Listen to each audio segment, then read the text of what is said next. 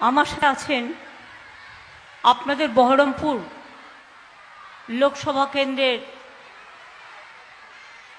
তৃণমূল কংগ্রেসের প্রার্থী ইউসুফ পাঠান ভাই। এবারে বহরমপুরে নতুন ভোর আসবেই, নতুন সকাল আসবেই, নতুন আলো আপনারা দেখবেন। তাকে আমরা প্রার্থী করেছি, দয়া করে আপনাদের মূল্যবান ভোট জোড়া ফুল চিহ্নে তাকে অবশ্যই দিয়ে জেতাবেন। পাঠানকে নিয়ে এসছি অনেক বড় মুখ করে, মনে রাখবেন, যাতে আপনারা পাঠানকে জেতান। আর না জেতালে আবার বিজেপির আর একটা গদ্দার তৈরি করবেন।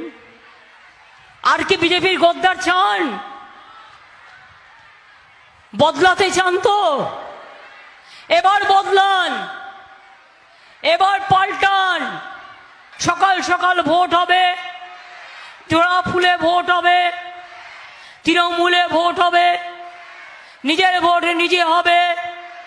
বিজেপিকে বিদায় করতে হবে।